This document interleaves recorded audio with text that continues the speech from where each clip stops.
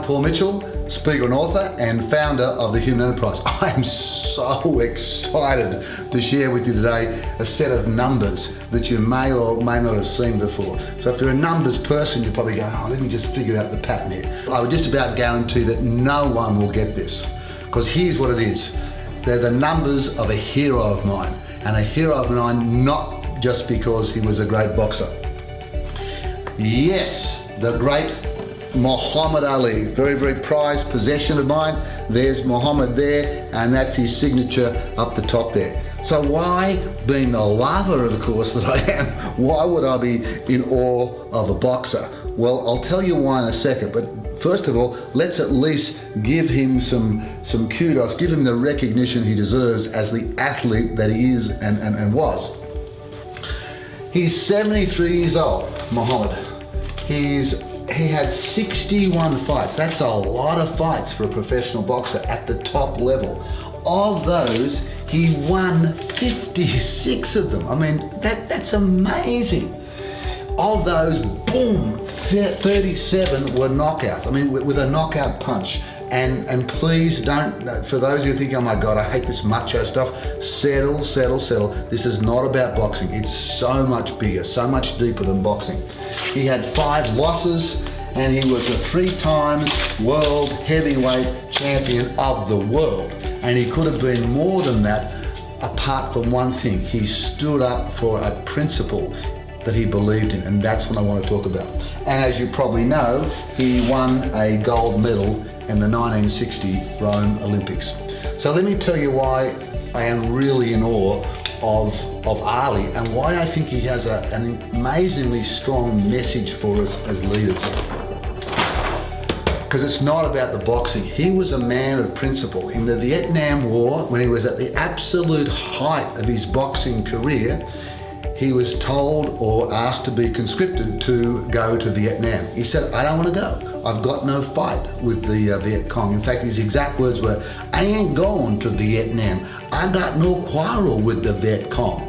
Now, at the time, that was seen as so un-American, but he said no. Now, once again, I'm not saying this story because I'm anti-war, not at all. What I'm for, I'm not anti-war, I'm for people of principles. He stood to his principle, and later on, when the whole world turned against, I guess, the Americans being in Vietnam, he was seen to be just that, a man of principle. And in fact, some of you that have got nothing to do with boxing have probably heard of Muhammad Ali, not because he was a great boxer, but because he was a great man, and still is.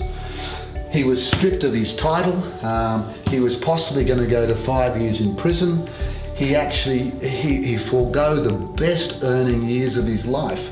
How many boxers, I said, do you know? And the reason why you know this guy is because of that, because of his principles. And he was always this way. Another story about Ali, or Cassius Clay at the time, that you may not know, is when him and his brother were actual fighters, he had his younger brother was a fighter as well, they were both in the same weight class. And they were put together in a bout, and Muhammad, or Cassius at the time, said, I'm not fighting my brother. I am not fighting my brother, no matter what. They said, well, you have to, you're in the same weight class, it's not a matter of age. He said, I'm not fighting my brother. So he went up I think it was 2 classes above him. He fought in 2 divisions above him, so he wouldn't have to fight against his brother. He said, we don't fight brother against brother. Once again, an amazing man of principle, a man of absolute conviction. Why? Because he knew what he stood for, he knew his values. And that's what I love about this guy. He knew what he stood for. And because he knew what he stood for, he came across, for some people, as arrogant, but you may have even heard him say, I am the greatest. I am the greatest. You can't say you're the greatest boxer or leader unless you're really clear on what you stand for. I love the way he used to dance around the ring. You may have heard the statement he used to say, I floats like a butterfly, I stings like a bee. His hands couldn't hit what his eyes couldn't see. I mean, not only was he a great boxer, a man of principle, man, he was one of our first rappers. But what's the point? The point I'm trying to make is that we spend a fortune, an absolute fortune, an organizational fortune on the organization getting people to know what the organizational values are. Very, very important. But let me share with you some research to show why personal values are so much more important than organizational values. Together, they're unstoppable. Here's some research by Kuzners and Posners. We've got two axes here. Your typical consultant matrix, low, high, low, high. Here we have clarity of organisational values. Am I clear on the organisational values? No, not that clear. Or am I very clear on organisational? So am I clear on organisational values? You know what they are, they're leadership and responsibility and customer care and transformation and integrity and honesty and whatever. All very, very important. And down here, it's how much do you have clarity on your own personal values, or your people have clarity on their values. So whatever they might be. One of mine is, my top value is family. One of my second values is freedom. My next value is etc., etc. So how clear are you on your personal values? So then we have a look at what's the mix here. So a couple of numbers. On a scale of 1 to 7, this is commitment level. So we're looking at clarity of values and what it does to commitment in the organisation or engagement. So let's look at this. If you don't know your own values and you don't know the organisational values, on a scale of 1 to 7, you're sort of committed. It's neither here nor there. But what's fascinating is, guess what? If we then spend time, not on your personal values, but on the organisational values, so you get very clear on what your organisation stands for, your commitment level goes down. Your commitment level goes down. Why? Because all of a sudden you think, my God, this organisation knows more for what it stands for than I do. So be very, very careful if you're going to tell people about the organisational values or socialise them, that you get to work with people and get them to figure out what their values are as well. Over here though, what if I know my personal values? What if I just know my personal values? I know what I stand for. My grandfather used to say, if you don't know what you stand for, you will fall for anything. Great saying. If I just know my personal values and I'm not that clear on the organisational values, my commitment is amazingly high compared to this. All I'm saying is, by all means, populate, socialise, have workshops on organisational values, but don't forget the power of getting people clear on their own personal values when it comes to raising their commitment level.